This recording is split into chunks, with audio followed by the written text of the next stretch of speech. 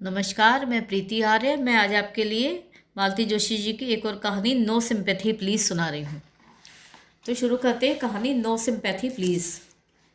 हम सब तैयार होकर हॉल में आ गए थे और जीजा जी की प्रतीक्षा कर रहे थे। अम्मा जी को प्रणाम करके आशीर्वाद लिया जा चुका था। बच्चों की बुआ जी से भी मैं गले मिल चुकी थी। नौकरों को इनाम इकराम भी दे दिया था और गमी हो या खुशी काम तो बेचारे करते ही हैं। बच्चे इतने बेसब्र हो रहे थे कि उन्होंने अपने बैग्स अभी से कंधे पर टांग लिए थे। बेसब्र तो मैं भी हो रही थी, झूठ क्यों बोलूं। घर छोड़े पखवाड़े से ऊपर हो गया था। दीदी की मृत्यु का समाचार सुनकर जो दौड़ी दौड़ी आई थी तो लौटकर गई ही नहीं। तीसरे के बाद घर एक तरह से खाली हो गया था, पर अम्मा जी ने मुझे हाथ पकड़कर रोक लिया था। बेटा, बच्चे तुझ में अपनी माँ की छवि देखते हैं। हो सके तो 13वीं तक रुक जा, बाद में तो फिर बच्चे को अकेले ही रहना है। उनकी बात को काटना कठिन हो गया था, इसलिए ये मुझे और बच्चों को छोड़कर चले गए थे। 13वीं पर लौट कर आए थे। इस बीच दीदी के बच्चे 10 साल का अंशुमन और 14 साल की आभा सचमुच मेरे होकर रह गए थे। एक पल को भी मुझे नहीं छोड़ पा रहे थे। मेरे दोनों बच्चे यद्यपि बहुत छोटे थे, पर उनसे भी इन लोगों की अच्छी पटरी बैठ गई थी। तनिष्क तो दिन भर आभा की गोद में लटका रहता और तन्मय अंशुमान की पूंछ बना घूमता रहता। ऐसे में बच्चों को छोड़कर जाना बड़ा कष्टप्रद लग रहा था। फिर इन्होंने ही सुझाव दिया कि बच्चों को साथ लिए चलते हैं। वैसे भी इस मातमी माहौल से उनका निकलना बहुत ज़रूरी था। जगह बदल जाएगी तो थोड़ा मन भी बहल जाएगा। पढ़ाई का थोड़ा नुकसान होगा, पर क्या फ़र्क पड़ता। वैसे भी इस मनस्थिति में वो कितना पढ़ पाएंगे। फिर सर्वसम्मति से यही तय हुआ। परसों 13वीं संपन्न हुई। मेहमान एक एक करके विदा होने लगे। मैंने बच्चों की बुआ जी को कुछ दिन रुकने के लिए मना लिया ताकि अम्मा जी अकेली न पड़ जाए। अब हम सब जाने के लिए तैयार थे। जीजा जी के ड्राइवर ने हमारी गाड़ी भी धो पोंछ कर चमका दी थी और बच्चे उसमें बैठने के लिए उतावले हो रहे थे। बस जीजा जी की प्रतीक्षा थी। हम लोग ऊपर जाकर मिल लेते हैं, मैंने कहा। नहीं, उन्होंने दो टूक जवाब दिया। उन्हें शायद अच्छा नहीं लगेगा। He seemed to be kind of aloof today. शायद बच्चों की वजह से सेंटिमेंटल हो रहे होंगे, सो लीव हिम अलोन। मैं तो ऐसा नहीं कर सकती। आप लोग सामान वगैरह रखवाइए, मैं अभी आई। मैं दनादन सीढ़ियाँ चढ़ती हुई ऊपर आ गई, पर दरवाजे पर ही ठिठक कर खड़ी हो गई। दीदी का कमरा था वो। एकदम भीतर जाने की हिम्मत नहीं पड़ रही थी। धीरे से पर्दा खिसका कर देखा, कमरा खाली था। आगे बढ़ गई तो पता चला जीजा जी कमरे से लगी बालकनी में आराम कुर्सी पर लेटे हैं। जीजा जी, हम लोग निकल रहे हैं, मैंने प्रणाम करते हुए कहा। अच्छा, हैप्पी जर्नी, अच्छे से जाना, पहुँच कर फ़ोन करना। बच्चों को ले जा रही हूँ। मुझे पता है, मुझे मालूम है बच्चों के बिना घर एकदम सूना हो जाएगा, पर इस समय उनके लिए वातावरण बदलना बहुत ज़रूरी है। Yes I know they need a change badly. वैसे तो इस समय आपके लिए भी वातावरण बदलना बहुत ज़रूरी है। मैं तो इस समय अम्मा को अकेले छोड़ने की कल्पना भी नहीं कर सकता। वो एकदम टूट गई हैं।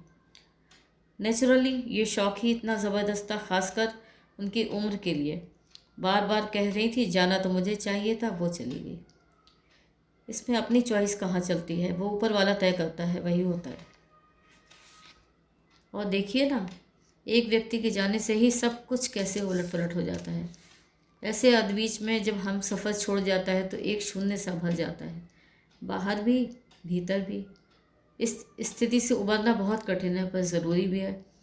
ख़ासकर बच्चों के लिहाज से आपको इस अवसाद से बाहर आना ही होगा। अब आपको उनकी माँ की भी भूमिका निभानी है। वे एकटक मेरी तरफ देख रहे थे। जैसे ही मैं सांस लेने के लिए रुकी, तिलमिलाते स्वर में बोले, अगर अपना दर्शन बघार चुकी हो तो जाओ, जयेश प्रतीक्षा कर रहे होंगे। मैं तो अचकचा गई। उन्होंने मुझसे इस स्वर में कभी बात नहीं की थी, और उनकी वो दृष्टि जो शब्दों से नहीं कह पाए वो आंखों से कह गए थे।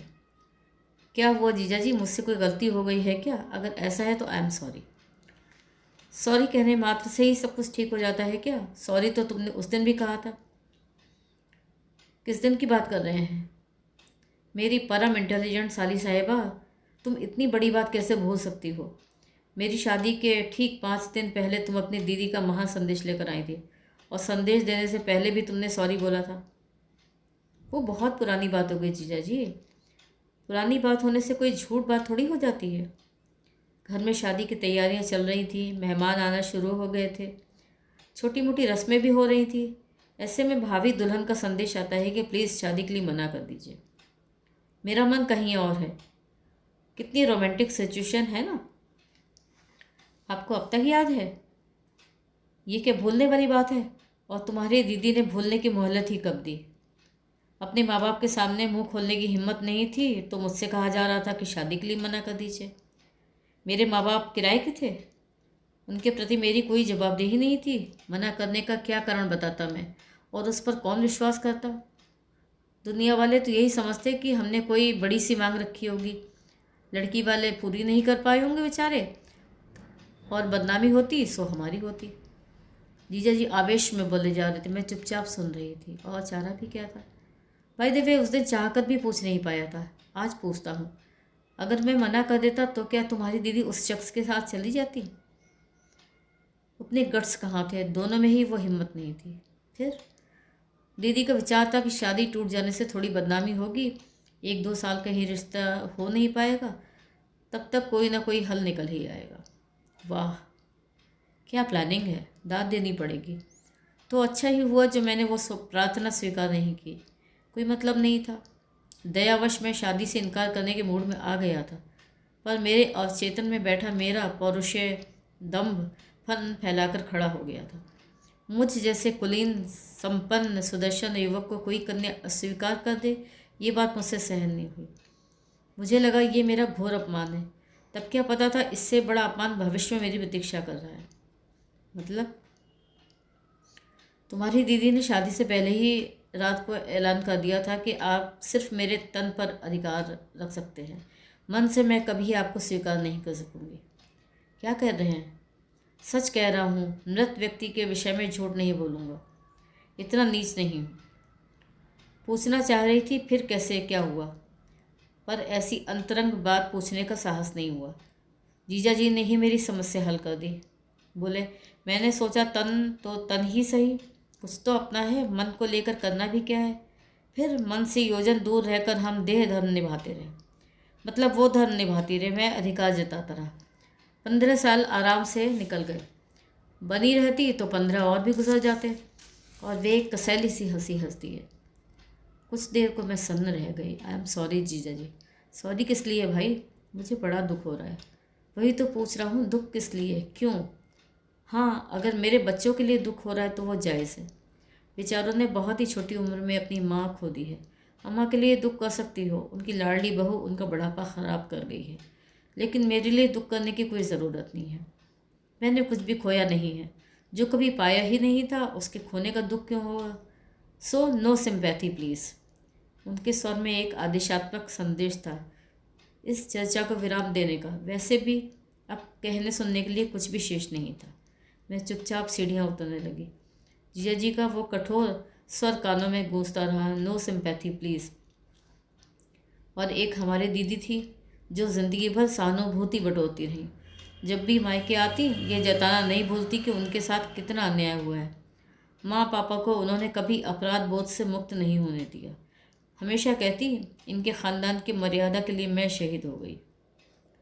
तुम नहीं शहीद तो वो भला आदमी हुआ है दीदी। तुम्हारे असफल प्रेम की वेदी पर उसकी बलि दी गई है। जिंदगी भर यह व्यक्ति अपने अन किए अपराध की सजा भुगतता रहा, उपेक्षा झेलता रहा, पर मजाल है किसी को हवा लगने दी हो। न वाणी से न व्यवहार से कभी किसी को एहसास भी नहीं होने दिया कि उनके दाम्पत्य में कितनी बड़ी दरार है। आज भी अगर मैं अपनी बेवकूफ़ी भरी फिलॉसफी न झाड़ती तो वे अपने मन की गांठें कभी नहीं खोलते। मैं आपकी अपराधिनी हूँ जीजा जी, क्षमा कीजिएगा। आपकी वो गर्जना अब भी कानों में गूंज रही है, नो सिंपैथी प्लीज़। मेरी औकात है जो आपको सिंपैथी दूँ? हाँ, मुझे अपनी दीदी से ज़रूर सहानुभूति हो रही है। ज़िंदगी भर पता नहीं किस मृगजल के पीछे हलकान होती रही और घर में रखा अमृत घट अनछुआ ही रह गया। नमस्कार, तो ये थी आज की कहानी नो सिंपैथी प्लीज़। आशा है आपको ये कहानी पसंद आई होगी।